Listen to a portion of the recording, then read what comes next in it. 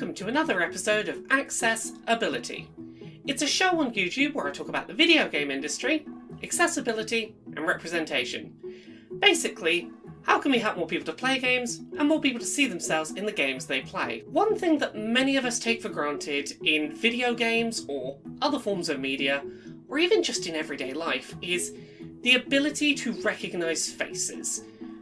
For many of us, it's how we recognise people in general.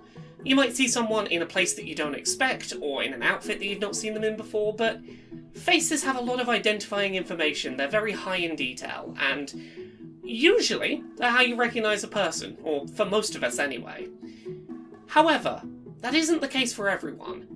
There are people out there who struggle, or in some cases, find it impossible to recognise someone based on their face. Prosopagnosia, also known as face blindness, is a condition that you can either be born with or develop later in life, sometimes as a result of a head injury.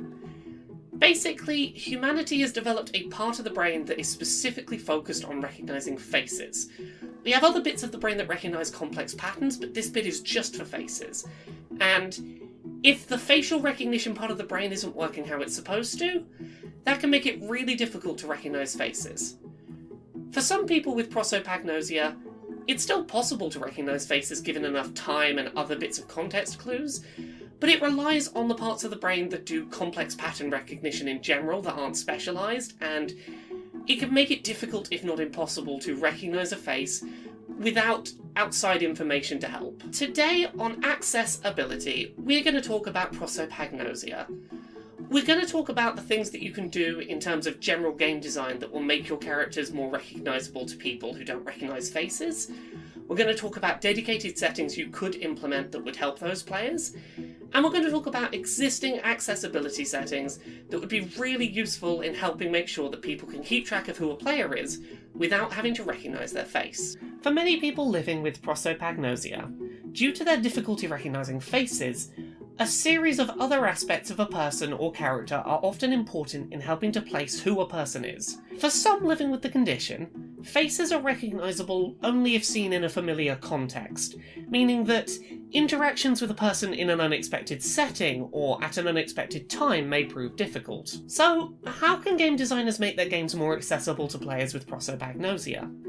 Well, before we look at dedicated accessibility settings, there are some overall design considerations to keep in mind that may help. If there's an NPC in your game who can always be found in a certain location, and they happen to at some point show up out of the blue somewhere else at a different time as a surprise, bear in mind that this will for many be a key cause of them failing to recognise that character.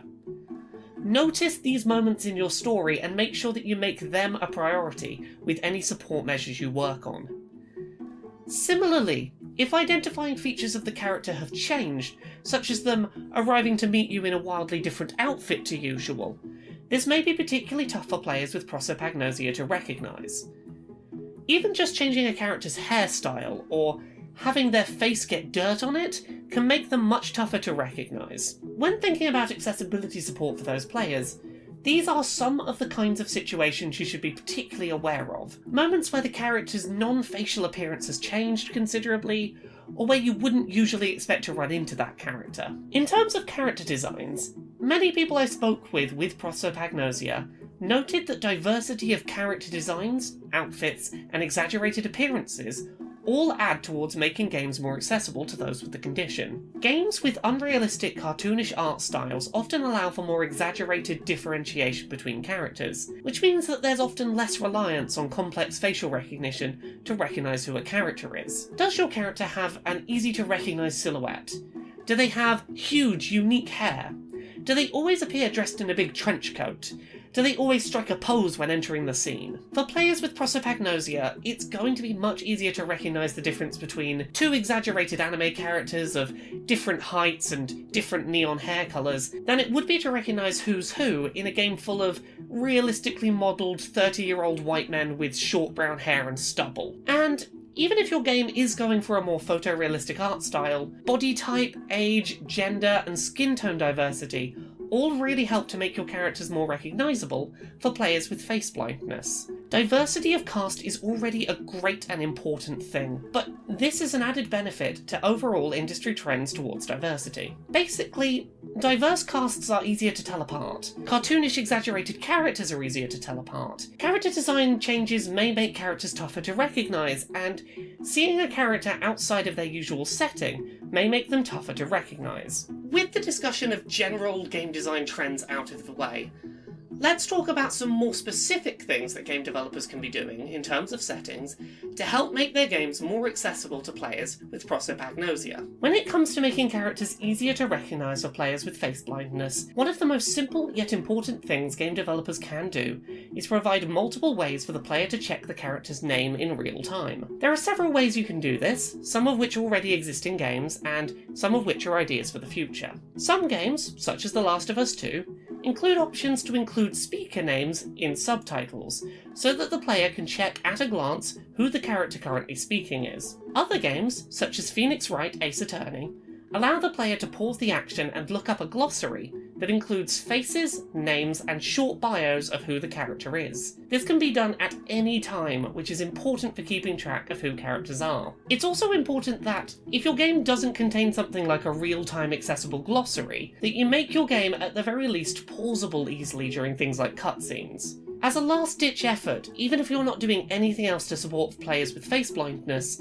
allowing the player to pause the game at least lets them stop and Google a character name or a list of characters with images on their phone so that they can work out who you're talking about. Other options games could implement that would help players with prosopagnosia include settings to place character names above their heads in scenes, similar to how Cyberpunk 2077 places overheard lines of dialogue from NPC above characters' heads in the open world. You could also have a dedicated subtitle option that allows just character names and bios to appear when a new character enters the scene, or offer players the ability to show character names when looking directly at the character or mousing over them. Other possible options which can help and are worth thinking about include putting flashbacks in story modes when a character is reintroduced after a long absence, to remind the player who they are and when they were last important to the plot, or even just including a glossary and a pause menu where players can read about the character and remind themselves what their plot significance was and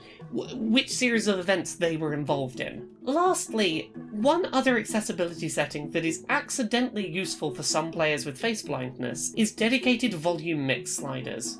Players who struggle to recognise faces can sometimes find voices more memorable, and as a result may wish to turn non-dialogue volume down so that they can more clearly hear the differences between speakers and recognise characters that way. When it comes to making games accessible for players with prosopagnosia, a lot of the solutions are really simple.